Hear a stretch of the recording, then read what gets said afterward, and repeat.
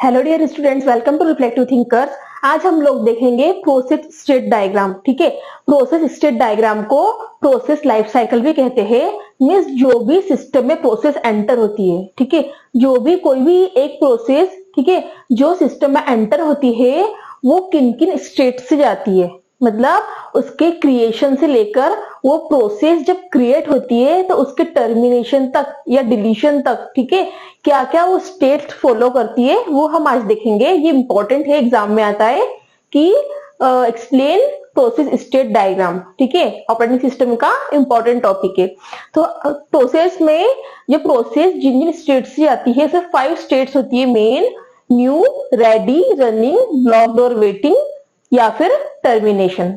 ठीक है, ये डायग्राम से आपको बहुत अच्छे से क्लियर हो जाएगा कि प्रोसेस कैसे एक स्टेट से दूसरे स्टेट में जाती है। ठीक है, देखो सबसे पहला स्टेट है न्यू।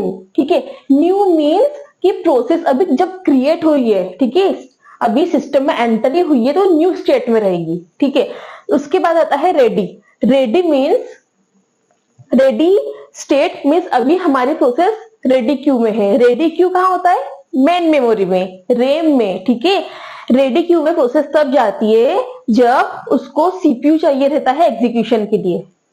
ठीक है, अभी वो प्रोसेस कैसी है? पेसिव है। ठीक है, मीन्स अभी एग्जीक्यूशन में नहीं आई है। यदि वो एग्जीक्यूशन में आ जाएगी, सीपीयू उसको एग्जीक्यूट करेगा तो एक्टिव प्रोसेस हो जाएगी। ठीक है, अभी क्या है? पेसिव है।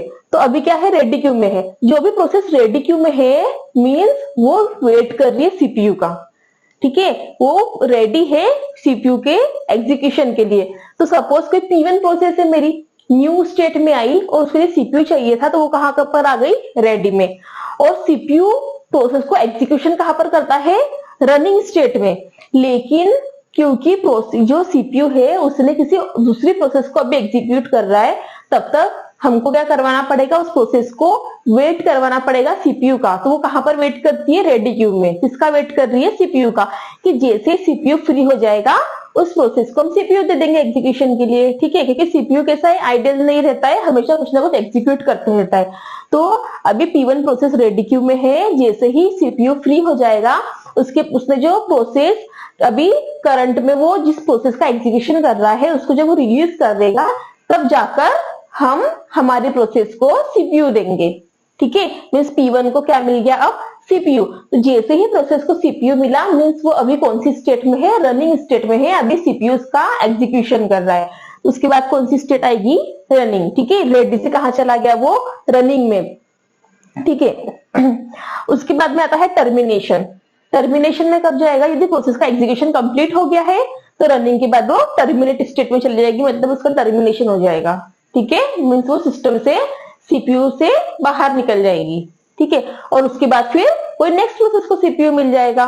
ठीक है, तो ये प्रोसेस चलती है। अब इसमें देखो, रेडी से जब रनिंग में प्रोसेस गई, ठीक है, लेकिन जब मेरी प्रोसेस रनिंग में है, रनिंग स्टेट में है और सीपीयू उसको एग्जीक्यूशन कर रहा है, लेकिन एग्जीक्यूशन के टाइम पर क्या हुआ? उस प्रोसेस को इनपुट आउटपुट डिवाइस की कुछ नीड हुई। ठीक है, या कुछ उसको अदर ऑपरेशन परफॉर्म करना है। यदि वो ऑपरेशन वो परफॉर्म नहीं करेगी तो उसका एग्जीक्यूशन कंप्लीट नहीं होगा। तो उसने क्या किया? वो प्रोसेस हाफ टर्मिनेट हुई सपोज। ठीक है, और अभी उसका एग्जीक्यूशन टाइम बचा हुआ है, लेकिन वो एग्जीक्यूट तभी हो पाएगी जब उसको इनपुट आउटपुट डिवाइसेस की नीड फुलफिल हो जाएगी। ठीक है, तो अब रनिंग स्टेट से प्रोसेस कहां चली जाएगी? वेट और ब्लॉक में। क्यों? उसने इनपुट आउटपुट डिवाइस की रिक्वेस्ट की कि मुझे इनपुट आउटपुट डिवाइस की नीड है, तो अब मुझे क्या चाहिए? इनपुट आउटपुट कोई डिवाइस चाहिए, मुझे कुछ अदर ऑपरेशन परफॉर्म करना है। तो वो प्रोसेस रनिंग स्टेट से कहां चली जाएगी? वेटिंग में। यहां पर उसकी इनपुट आउटपुट डिवाइसेस की जितनी नीड्स वो कंप्लीट करेगी और फिर से कहां चली जाएगी? वो रेडी में, फ्यूचर में, क्योंकि एग्जीक्यूशन तो उसका सीपीयू नहीं करना है। ठीक है, इसलिए फिर से रेडी क्यू में चली जाएगी और सीपीयू का वेट करेगी। फिर जैसे उसको सीपीयू मिलेगा तो जितना उसका एग्जीक्यूशन बचा था उतना वो कंप्लीट कर लेगी और फिर टर्मिनेट हो जाएगी। ठीक है, और यदि प्रोसेस रेडी क्यू में है, ठीक है, उसको सीपीयू मिला, इनपुट आउटपुट डिवाइस की नीड कंप्लीट हुई, फिर वो चली गई फिर से रेडी में। ठीक है, इतना क्लियर है। लेकिन यदि वो प्रोसेस रनिंग में है, ठीक है, और यदि प्रायोरिटी बेसिस की प्रोसेस है, उसको अब इनपुट आउटपुट की डिवाइस की नीड नहीं है, उसकी प्रायोरिटी की बात है। मेरी P1 सपोज प्रोसेस एग्जीक्यूशन में आई, रेडी में आई, रेडी के बाद रनिंग स्टेट में आई, मैं रनिंग स्टेट में सीपीयू एग्जीक्यूट कर रहा है प्रोसेस को। लेकिन वो प्रोसेस में क्या होगा, यदि कोई नई प्रोसेस यहाँ पर एंटर हो गई है रेडी क्यू में, जिसकी प्रायोरिटी हाई है as compare to running process, ठीक है। अभी कोई P1 प्रोसेस मेरी रनिंग स्टेट में है, उसका एग्जीक्यूशन चल रहा है, लेकिन उसकी प्रायोरिटी कम है, और कोई नई प्रोसेस ऐसी है जिसकी प्रायोरिटी हाई है, तो हम क्या करेंगे, जो करंट में हमारी प्रोसेस एग्जीक्यूट हो रही है उसको स्टॉप कर देंगे, ठीक है। और जो नई प्रोसेस है जिसका प्रायोरिटी हाई है, उसको हम एग्जीक्यूशन में लेकर आ जाएंगे, ठीक है, और उसको एग्जीक्यूट करवाएंगे। हाई प्रायोरिटी के प्रोसेस जब कंप्लीट हो जाएगी, टर्मिनेट हो जाएंगी, उसके बाद जो प्रीवियस प्रोसेस हमारी बची हुई थी एग्जीक्यूशन की, उसको हम सीपीयू देंगे, ठीक है। कब होता है ऐसा कि मतलब कॉन्टेक्स्ट स्विचिंग की बात हो रही है यहाँ पर, ठीक है। मतलब प्रोसेस रनिंग स्टेट में थी, लेकिन क्या हो गई, अब रेडी में चली गई क्योंकि कोई हाई प्रायोरिटी की प्रोसेस आ गई, ठीक है। ऐसा कॉन्टेक्स्ट स्विचिंग दो केस में होता है, या तो प्रायोरिटी वाली प्रोसेस आ गई सिस्टम में, ठीक है, या फिर time quantum. Time quantum means हमने हर प्रोसेस को क्या किया, एक टाइम क्वांटम देके रखा है, ठीक है।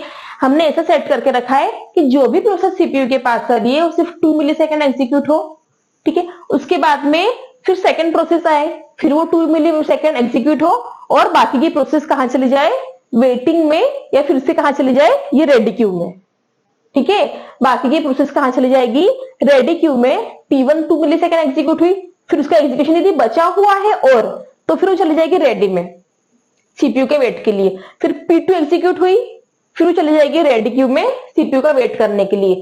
लेकिन यदि कोई प्रोसेस ऐसी हो जिसका कंप्लीट एग्जीक्यूशन टाइम ही 2 मिलीसेकंड का है, और हमने उसको टाइम क्वांटम भी 2 मिलीसेकंड का दिया हुआ है, तो प्रोसेस कंप्लीट एग्जीक्यूशन होने के बाद वापस बाहर निकल जाएंगी या फिर टर्मिनेट हो जाएगी, ठीक है। तो ये इस टाइप से प्रोसेस क्या होती है, स्टेट बाय स्टेट फॉलो होती है। इस टाइप से प्रोसेस स्टेट डायग्राम है, जिससे क्या समझ में आया कि प्रोसेस न्यू से रेडी में कब जाती है, रेडी से रनिंग में कब जाएगी, इनपुट आउटपुट डिवाइसेस की नीड हुई तब कैसे जाएगी वेटिंग स्टेट से, ठीक है। या जिसको टाइम क्वांटम दिया हुआ है तो रनिंग से फिर रेडी में चले जाएगी, या कोई प्रायोरिटी वाली प्रोसेस आई तो फिर वो चली जाएगी रेडी में, ठीक है। और लास्ट में क्या होगा, जैसे जैसे प्रोसेस का एग्जीक्यूशन कंप्लीट होता जाएगा वो टर्मिनेट होते जाएगी। तो ये बहुत इंपॉर्टेंट है, इसमें 5 स्टेट्स आप नाम याद रखना, न्यू, रेडी, रनिंग, टर्मिनेटिंग और वेटिंग और ब्लॉक्ड, ठीक है। ये होती है 5 स्टेट्स प्रोसेस डायग्राम में, ठीक है। Thank you.